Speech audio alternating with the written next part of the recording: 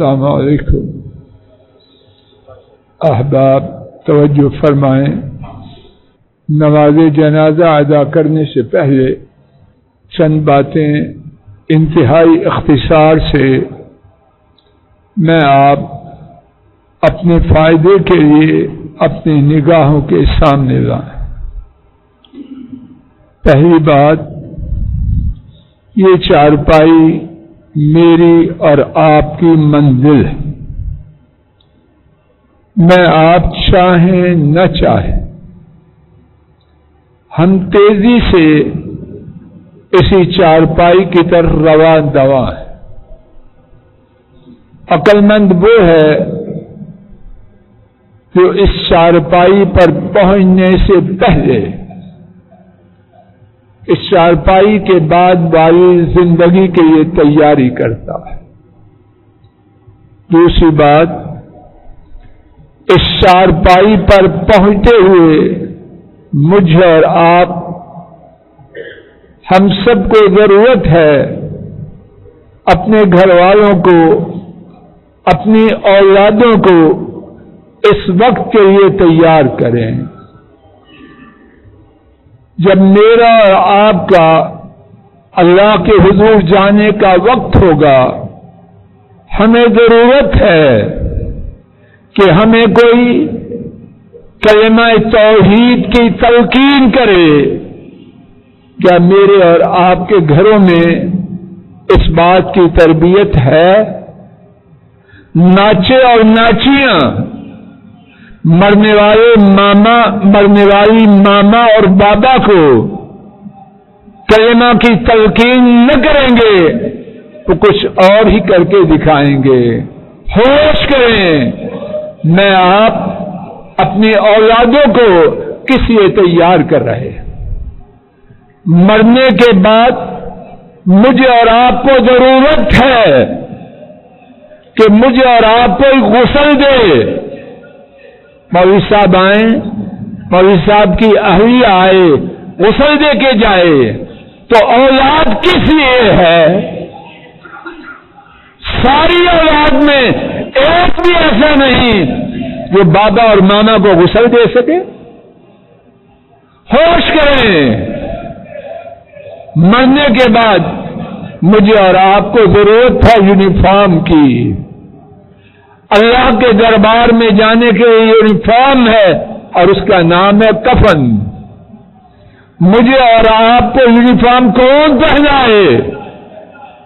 کیا میں اور آپ نے اپنی اولادوں کو یہ سکھلایا ہے؟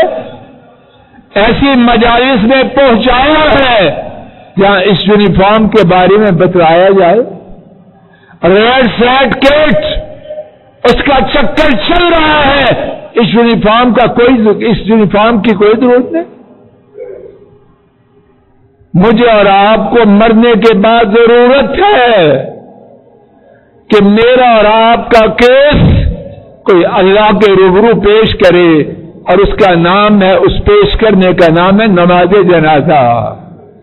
کیا میں آپ نے اپنی اولادوں کو اس کیس کو اللہ کی عدالت میں پیش کرنے کے لیے تیار کیا ہے؟ مجھے اور آپ کو ضرورت ہے اس چارپائی پر پہنچنے کے بعد کہ مجھے دفنایا جائے، آپ کو دفنایا جائے. ہم چاہیں نہ چاہیں ہم نے مٹی کے نیچے جانا ہے. میں آپ حیوان ہیں، انسان ہیں. ہماری اولادیں کیا ہیں؟ بلی مری، مٹی میں دفنا دو. کیا ہماری اولادوں کی تربیت اسی کے برابر ہے یا زیادہ ہے؟ کچھ اولادوں کو پتا ہے ڈیڈی کو، ماما کو مٹی میں کیسے ڈالنا ہے.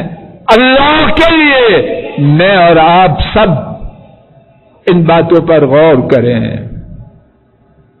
نمبر 3، ہمارے یہ محترم بھائی ہماری اس مسجد میں جب یہاں اپنے اعزاء کے پاس آتے، تشریف لاتے، ہمیشہ ان کو اخلاق والا پایا.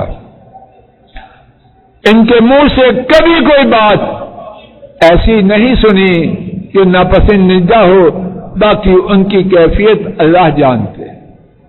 احباب سے اعتماد سے خصوصاً وہ احباب جن کا ان سے کچھ معاملہ ہے کہ وہ اس وقت آئے ہیں، ان کے لیے اللہ سے گناہوں کی معافی مانگنے کے لیے اس سے پہلے اگر ان کے دل میں کوئی رنجش ہے، اللہ کے لیے ان کو معاف کر دے، اللہ اسے اپنی رحمت سے معاف کرے۔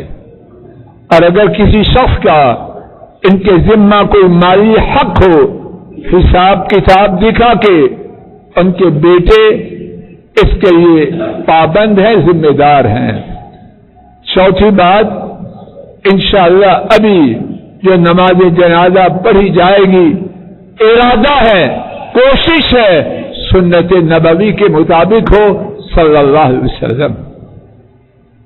نماز جنازہ عبادت ہے اور عبادت کے لیے لازمی ہے مدینے والے کی سنت کے مطابق ہو صلی اللہ علیہ وسلم۔ آغاز اللہ اکبر سے ہوگا، سورہ الفاتحہ اور قرآن کریم کا کچھ حصہ تلاوت کیا جائے گا، دوبارہ اللہ اکبر کہا جائے گا، نماز والا درود شریف انشاءاللہ پڑھا جائے گا، تیسری مرتبہ اللہ اکبر کہا جائے گا، حضرت صلی اللہ علیہ وسلم سے ثابت شدہ دعائیں اللہ کی توفیق سے پڑھی جائیں گی، چوتھی دفعہ اللہ اکبر کہا جائے گا اور اس کے بعد دونوں طرف یا ایک طرف سلام پھیرنا، دونوں ثابت ہیں، ہم انشاءاللہ دونوں طرف سلام پھیریں گے۔ پانچویں اور آخری بات، نماز جنازہ اور اس سے پہلے اور بعد والے کام یہ دین کا حصہ ہے اور کسی کو یہ حق نہیں کہ دین میں اپنی مرضی سے کچھ داخل کرے۔ کیا دین ناقص ہے کہ اس نے اضافہ کرنا ہے؟ اور نہ ہی کسی کو حق ہے کہ اس میں کمی کرے۔ کیا اللہ اور کے رسول صلی اللہ علیہ وسلم نے جو دیا وہ بیکار ہے؟ نہ کمی نہ بیشی۔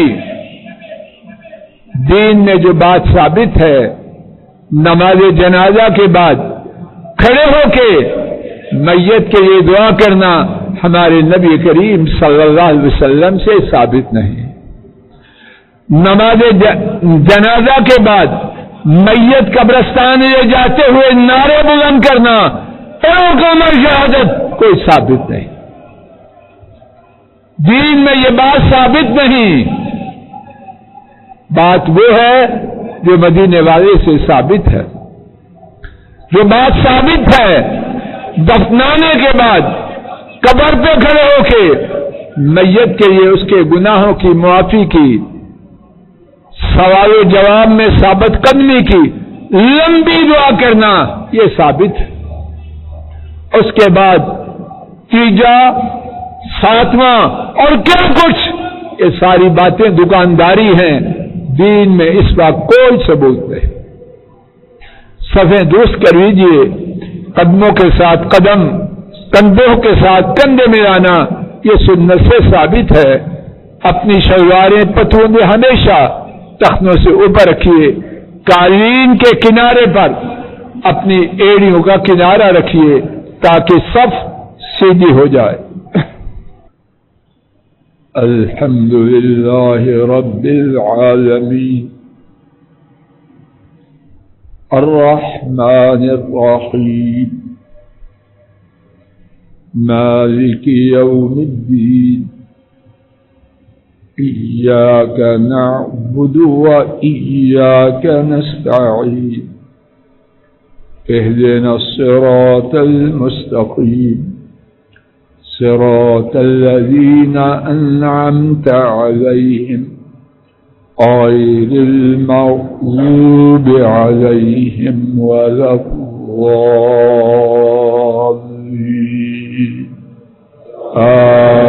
آمين قل هو الله أحد الله الصمد لم يلد ولم يولد ولم يكن له كفوا أحد. الله أكبر.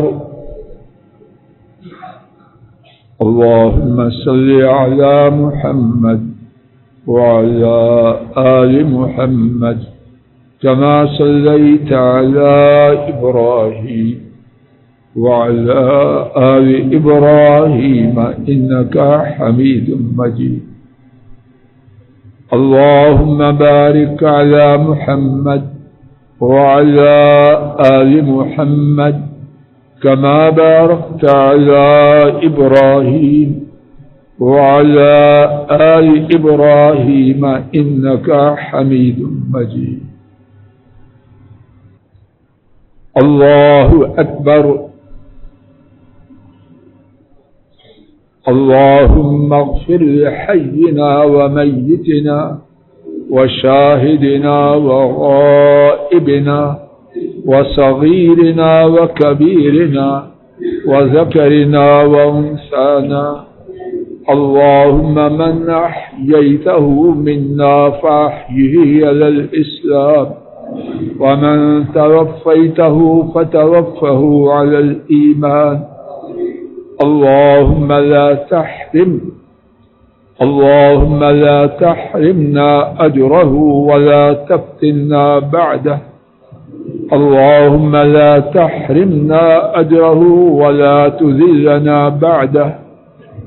اللهم اغفر له وارحمه وعافه واعف عنه وأكرم نزله ووسع مدخله واغسله بالماء والثلج والبرد ونكه من الخطايا كما نقيت الثوب الأبيض من الدنس وأبدله دارا خيرا من داره وأهلا خيرا من أهله وزوجا خيرا من زوجه وأدخله الجنة وأعذه من عذاب القبر وأعذه من عذاب النار.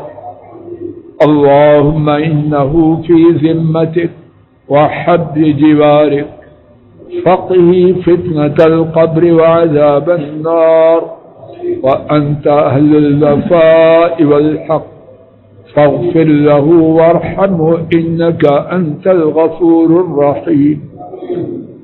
اللهم إنه عبدك وابن أمتك احتاج إلى رحمتك وأنت غني عن عذابه. إن كان محسنا فزد في حسناته وإن كان مسيئا فتجاوز عنه. الله أكبر.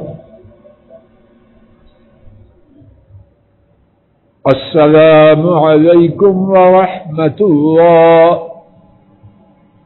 السلام عليكم ورحمة الله. الله أكبر. أستغفر الله.